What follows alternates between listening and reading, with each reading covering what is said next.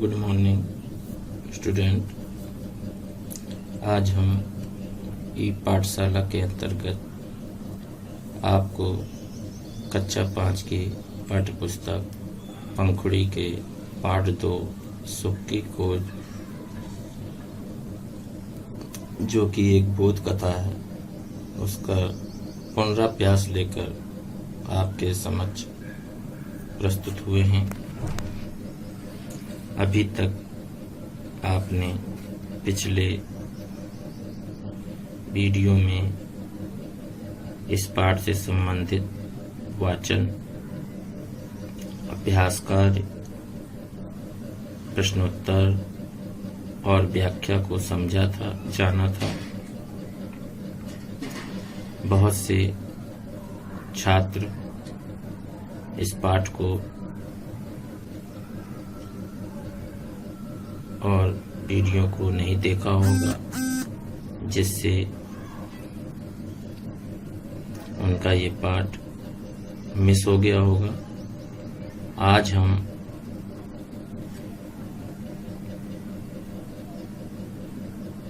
पुनराभ्यास के माध्यम से पुनः इस पाठ को समझेंगे और जानेंगे। पुनराभ्यास में सर्वप्रथम पाठ का सारांश आपको मौखिक रूप में बताया जाएगा, जिससे पाठ की कथानक और उसकी व्याख्या का आंशिक मिला जुला भाग बतला दिया जाएगा, जिससे पाठ का सारांश आपको समझ में आ जाएगा कि अमुक पाठ में कथा क्या है और इस कहानी की हमारे जीवन में क्या उपयोगिता है, इस पाठ से क्या शिक्षा मिलती है, ये आपको समझ में आ जाएगा। तत्पश्चात पाठ के मौखिक प्रश्नों का अभ्यास किया जाएगा और मौखिक रूप में ही पाठ के प्रश्नोत्तरों को बता दिया जाएगा। पिछले वीडियो में आपको लिखाया जा चुका है और पुनः इस पाठ को समझ लेंगे तो सभी छात्रों को और अच्छी तरीके से पाठ समझ में आ जाएगा। तो आइए पाठ का सारांश समझते हैं कि प्रस्तुत कहानी बोध कथा एक कौशलपुर नामक नगर की है, जहाँ पर एक राजा राज्य करता था। उस राजा के पास ऐशो आराम की सारी सुख सुविधाएं थी। अब राजा है तो राजमहल में सारी सुख सुविधाएं उपलब्ध होती हैं, नौकर चाकर है, ढेर सारे खाने पीने की सारी सुविधाएं उपलब्ध होती हैं और धन दौलत, मान सम्मान, पद प्रतिष्ठा सब कुछ राजा के पास होता है। अतः उसे इन सब चीजों के कोई अभाव नहीं था, लेकिन फिर भी वह निरंतर दुखी व उदास रहा करता था। अब दुखी और उदास रहते वक्त उसे लगा कि क्यों ना मैं किसी महात्मा वगैरह से अपने इस दुख का इलाज जानूं, उपाय पूछूं। तो एक दिन वह एक सिद्ध महात्मा के पास पहुंच गया। सिद्ध महात्मा से वह मिला, विनम्रता पूर्वक आग्रह किया और अपनी समस्या को उन महात्मा के सामने प्रकट किया। महात्मा के सामने पहुंचकर राजन ने विनम्रता से उसका नमस्कार किया और कहा, हे महात्मन, मैं कौशल नगर का राजा हूँ। मेरे पास सारी सुख सुविधाएं हैं, नौकर चाकर हैं, धन संपत्ति है, भरा पूरा परिवार है, लेकिन मेरा जीवन उदास है और मैं अपने इस जीवन में उदासी का कारण समझ नहीं पा रहा हूँ। कृपया मेरा मार्गदर्शन करें, कुछ ऐसा उपाय बतलाएं जिससे मैं सुखी हो सकूं, अपना जीवन सुखपूर्वक व्यतीत कर सकूं। महात्मा सोच में पड़ गए कि आखिर मैं राजा को ऐसा कौन सा उपाय बताऊं जिससे ये सुखी हो सके। तभी वो विचार मुद्रा में बैठे बैठे एक उपाय उन्होंने राजा को बता दिया। कहा कि आपके राज्य में जो भी कोई व्यक्ति सुखी हो उसकी आप एक रात के लिए चादर मांग लें और उस चादर को ओढ़कर सो जाएं। ऐसा करने से आपका जीवन सुखमय हो जाएगा। राजा को लगा कि अरे यह उपाय तो अत्यंत सरल है, इस उपाय के माध्यम से मेरा जीवन अगर सुखमय हो जाता है तो यह उपाय बड़ी सरलता से पूरा किया जा सकता है। और उसने अपने सेवकों को आदेश दिया कि आप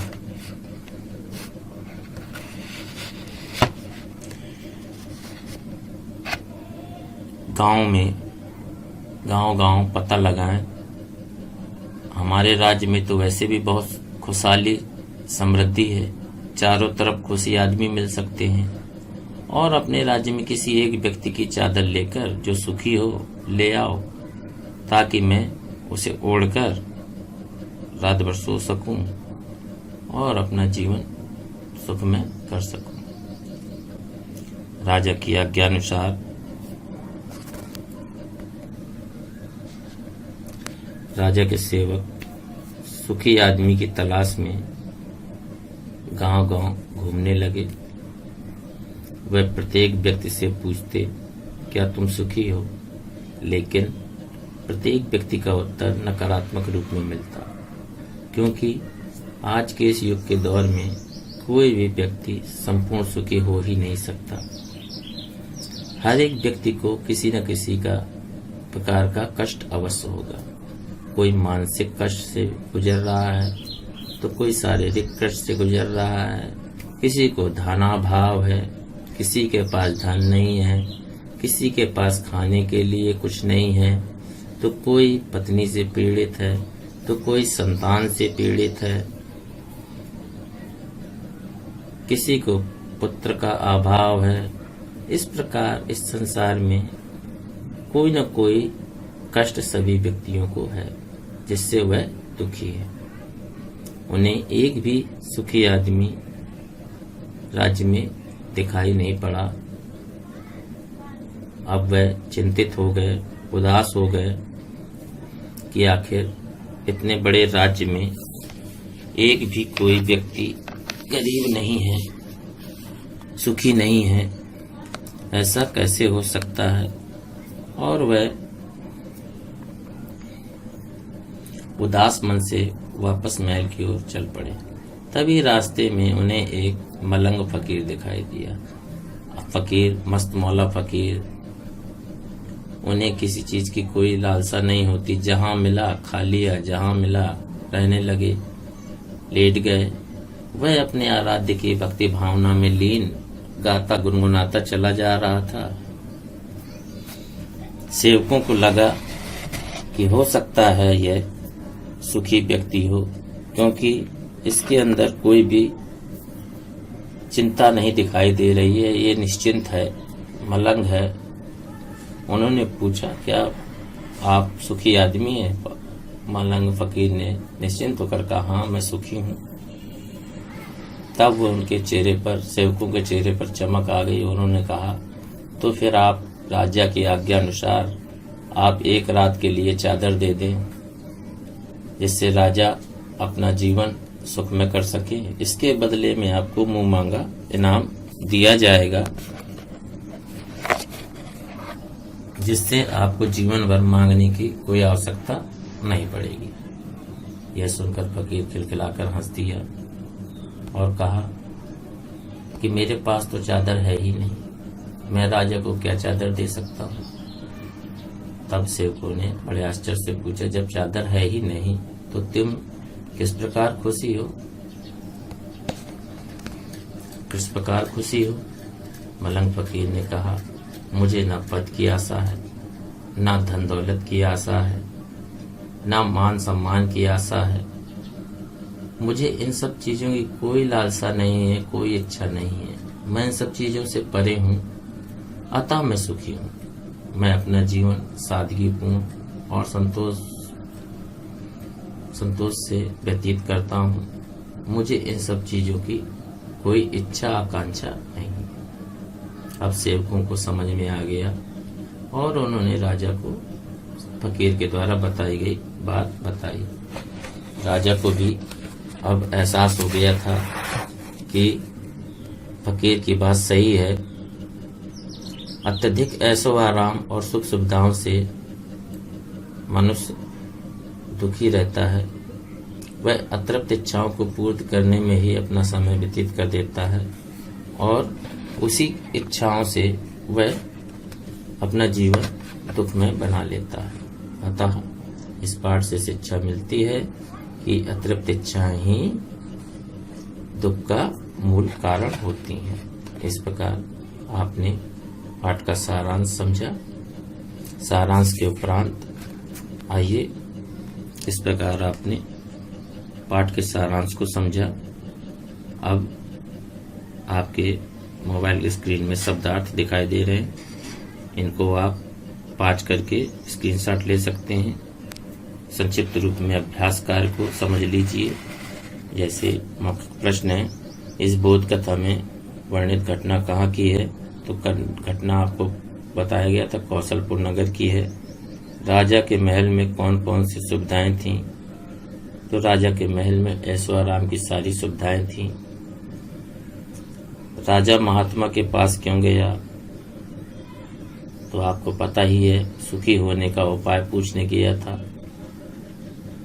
का नंबर, राजा ने प्रमुख सेवकों किस प्रकार पता लगाने भेजा, तो राजा के प्रमुख सेवकों को राजा ने सुखी व्यक्ति का पता लगाने के लिए भेजा था, जिससे उनकी चादर वो प्राप्त कर सके।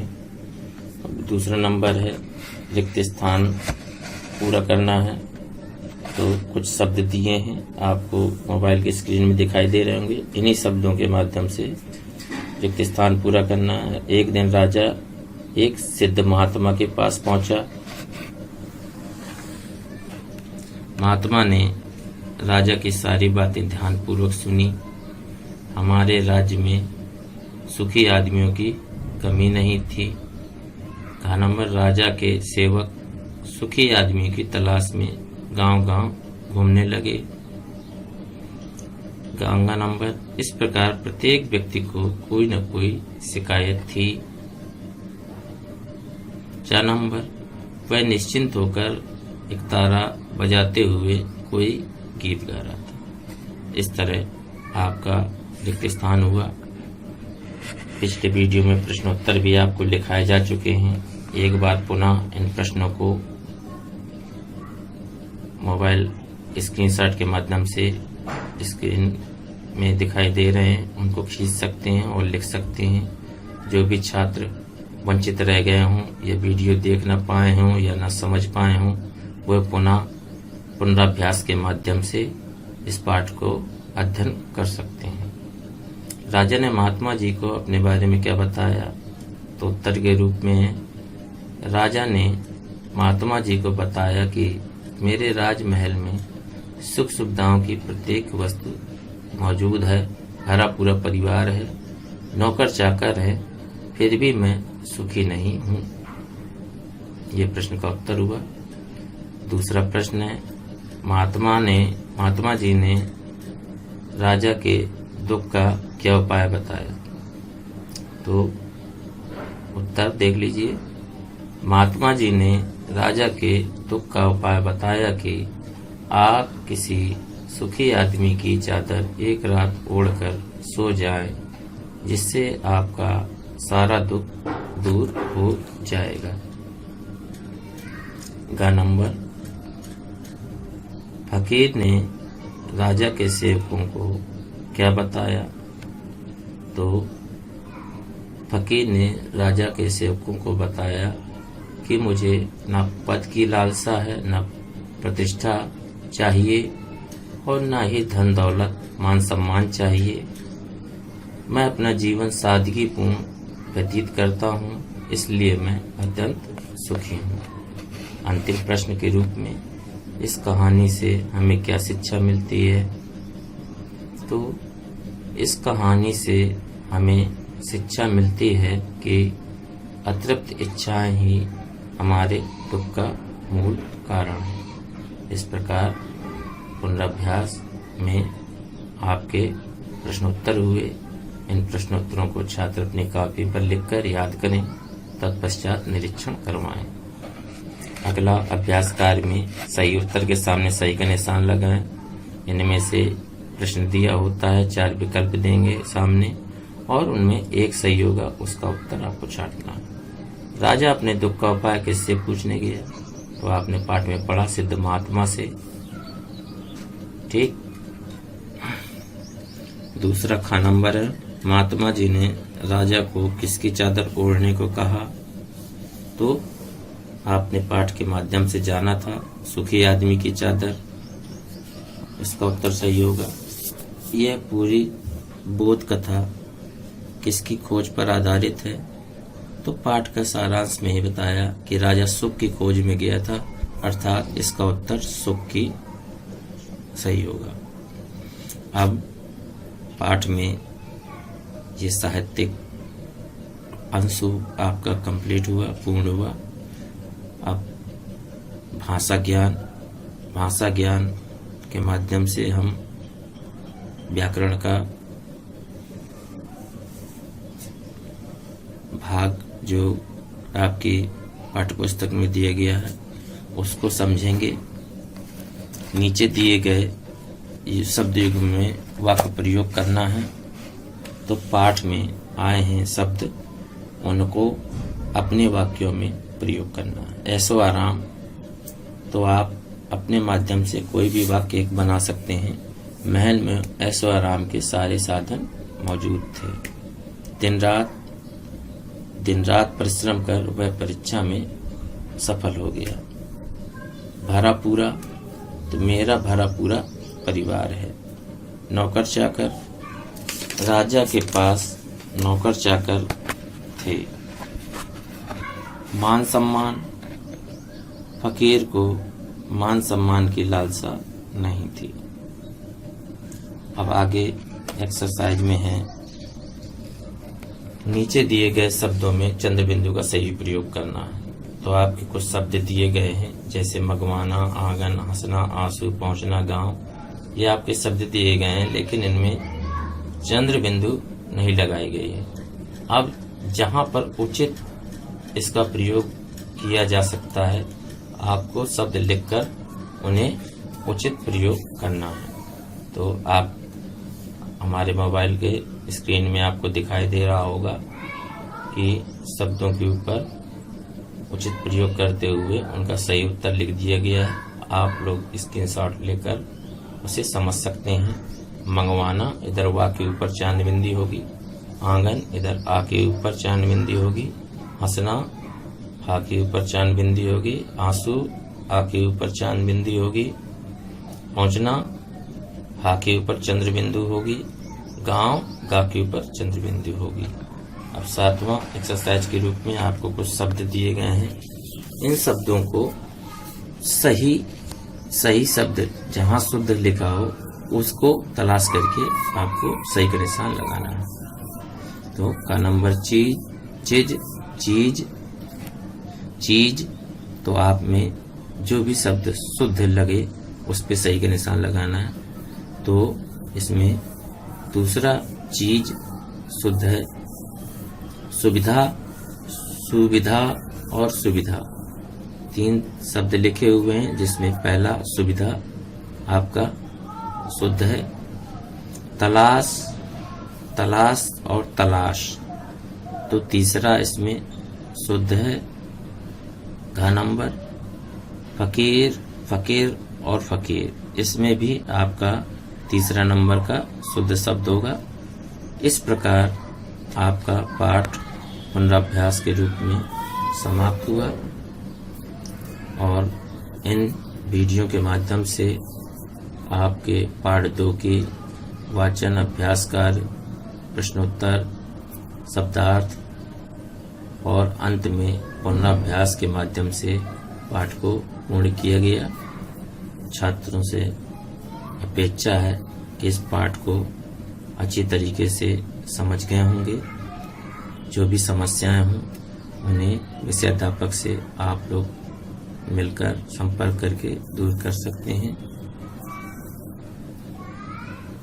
और पुनः एक बार फिर आप लोगों को कहा जा रहा है कि घर में रहें, सुरक्षित रहें, बार बार अपने हाथों को धोएं और लोगों को घर में रहने के लिए प्रेरित करें। नमस्कार।